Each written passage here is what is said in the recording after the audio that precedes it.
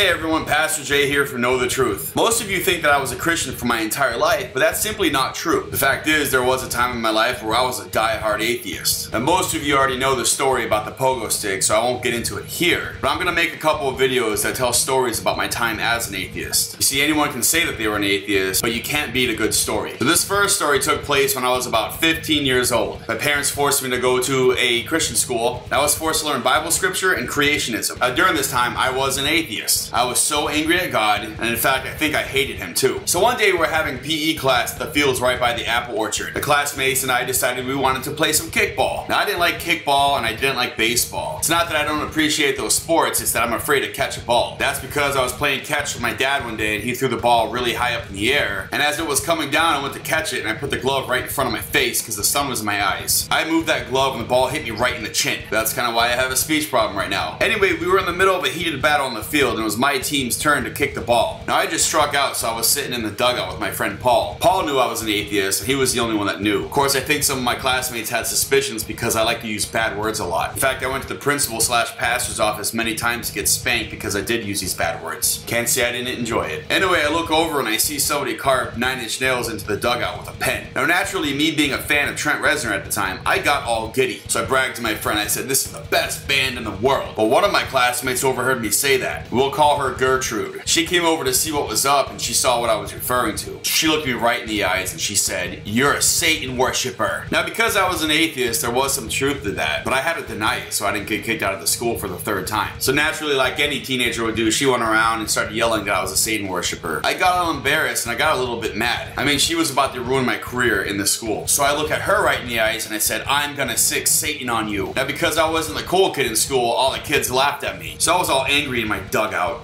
I don't want to talk to anybody. So now it's her turn to go to kick the ball. She gets up and she kicks that ball and majestically it flies through the air. I think that everybody that day thought she was going to hit a home run. So she's running and running and running and she makes it past first base. She's on her way to second base when she realizes that somebody caught the ball. Now she wasn't out yet because the ball bounced on the ground, but once it bounced on the ground and they caught the ball, they went to go throw it at her to get her out. Realizing the severity of the situation, she turns around before she hits second base. As she did that, she sprained her ankle. My friend Paul and I looked at each other. We knew we were doomed. So she gets up hobbling on one leg and she looks right at me and she's like, "He sicked the devil on me." Everybody stopped. Everybody was terrified, including the teacher. Right away, the game ended. The teacher loaded us up all into this van so we could drive back to the church/school. Of course, he made me sit in the front seat. We get back to the school, not much is said, but I had a feeling I was in some deep shit. So because it was a Wednesday, we had to go to church that night. Nobody's talking to me, nobody's looking at me. I sit through the church service. At the end of it, the pastor calls me into the office. I was bracing myself for this pantsless spanking. Instead, he sits me down in his office and he looks right into my eyes. And he asks me, "Son, if I call your demon's name out, will your eyes glow red?" Of course I said no. I had to fool them all. But I bet you that if he did call the demon's name out, my eyes would have glowed red. Because that's what happens when somebody is demonically possessed. Anyway, me and that girl made up. I told her I was still a Christian, even though deep inside I was a satanic atheist. And things went well for a little while. Of course, I ultimately got kicked out of that school because I said a bad word. You see, the pastor had a spy. But we all know the story. I decided to believe in God again because I wasn't angry anymore. And here I am. The point of all of this is to show you that I was an atheist and I know what atheism is all about. Be prepared because I have some more stories like this and I will tell them to you. Please subscribe to my main YouTube channel, Know the Truth. And if you have any questions, send me an email on the link below. Thanks for watching.